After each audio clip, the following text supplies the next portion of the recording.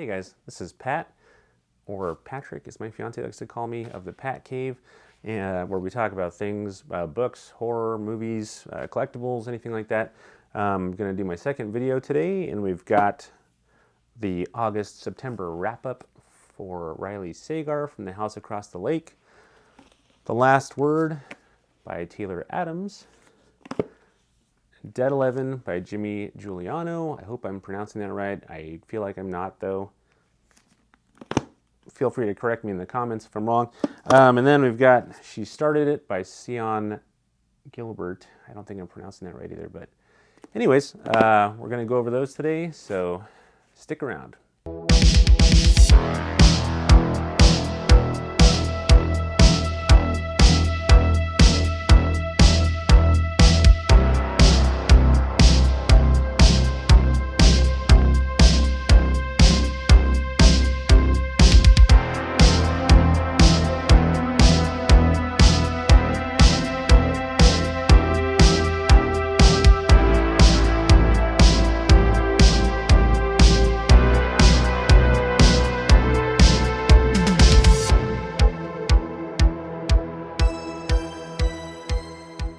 What's up, guys? Welcome to my channel again. I'm going to be doing a little wrap-up from August and July, just because I started this channel a little late, so I figured I'd get some of these other books out that, get my thoughts across on some of these that I read these last couple months that I didn't have a chance to talk about before Mr. Magic in last week's video. First one is The House Across the Lake by Riley Sagar.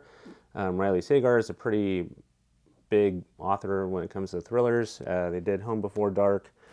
I think The Final Girls, Lock Every Door, which I read. That takes place in a hotel.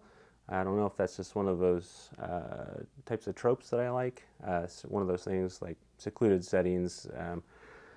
Yeah, this one is about a woman named Casey Fletcher, and you'll have to excuse me, but I cannot remember some of the names of these people just because I read these months ago, and I've moved on and read books since then. But Casey Fletcher is staying at a lake house that is kind of isolated. It's out in the middle of nowhere. In fact, most of these books that I'm going to review, they all take place in isolated areas, an island.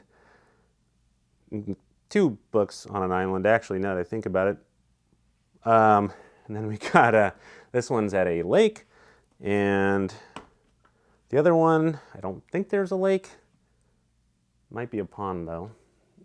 But anyways, yeah. So Casey Fletcher is an actress. She's going through a rough patch, and basically goes to stay at this island to sort of let things calm down in her life, since it's all the glitz and the glam, all that stuff. And she's staying there. She has a couple neighbors, including the hunky handyman who lives next door.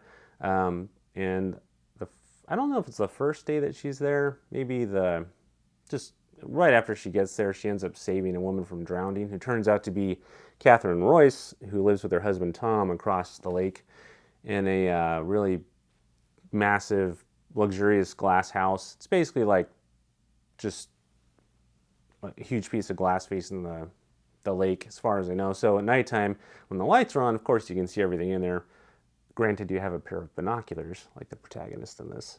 I don't know. I mean, it kind of seems weird, like, oh, it's kind of like a little strange. I mean, if you're at a lake by yourself all day, bored out of your mind, though, having drinks, I'm sure if you had a pair of binoculars, so you might get bored, look around the place. Yeah, so there's that. And Catherine goes missing shortly after. This is all in the synopsis. This isn't a spoiler at all. Catherine goes missing, and Tom has one of those personalities where he seems a little too perfect, I think. Casey's sort of suspicious. She's also a raging alcoholic, so she can't tell half the time whether what she's seeing is actually what's going on, or what happened, or if she's remembering correctly. Alcohol will do that to you. But anyways, that's a good one. I read it pretty quick. I thought it was awesome. Fast read. I think I liked Lock Every Door a little better, maybe. Nah, maybe this one's, maybe it's a tie. I don't know. Let's see. We got The Last Word from Taylor Adams, and I think I picked this one up because as an author, you can kind of relate to getting a 1-star review. Let me read the synopsis for this one, or part of it at least. After posting a negative book review, a woman living in a remote location begins to wonder if the author is a little touchy or very, very dangerous in this pulse-pounding novel of psychological suspense and terror from the critically acclaimed author of No Exit and Hairpin Bridge. And Emma Carpenter, that's the name of the protagonist in this. Yeah, she basically leaves an author a bad review and starts to get a little freaked out. This is kind of similar in one sense to this book. They both kind of take place in isolated settings, and I like those sort of books. So, in fact, I think all 4 of these books that I'm going to go over do, so there's that. But yeah, this one, she kind of starts getting a little freaked out living out in the woods, staying out there, and she has a couple neighbors nearby, and she doesn't know if these things are just coincidences or she's imagining them. So kind of has a little psychological angle to it too. Yeah, I found this one really good too, though. It's kind of the same with House Across the Lake. I read it really quick, flew through it, and then I thought it was a great book though, so you may want to check that one out. It's kind of one of those isolated, persons just out kind of on their own, sort of wonder if they're going crazy with some of the stuff happening or not, but there's that one. Dead 11 was another one that I checked out. So Dead 11, this one's by Jimmy Giuliano, I want to say is how you pronounce that, hopefully. This one was good too, another kind of isolated setting on an island. Clifford Island, I was trying to remember the name of the island. I read these a few months ago. So on a creepy island where everyone has a strange obsession with the year 1994, a newcomer arrives hoping to learn the truth about her son's death. And this one's kind of takes place through the eyes of a bunch of different characters. I think the cover art was what sort of inspired me to pick this up. The cover art and then the fact that it takes place on an island. I'm one of those people, I like those kind of books. So that's definitely one you should probably want to read too. It has a lot of mystery to it. It's like a horror thriller, I would say. So that's a good one you might want to try and pick up. And I think this was probably my favorite of the 4. It's called She Started It. And it was kind of funny because my fiance had her bachelorette party coming up. And this actually, I think I saw it in Barnes & Noble when we were walking around. And I was like, oh, it's a bachelorette party. You should check it out. That's going to be right up your alley. She's not really into too many horror type stories, but this is sort of a thriller, I would say, more so. So yeah, I ended up reading it. Ironically, she hasn't read it yet. But yeah, so this one, I will go over the synopsis too. Annabelle, Esther, Tanya, and Chloe are best friends, or were as children.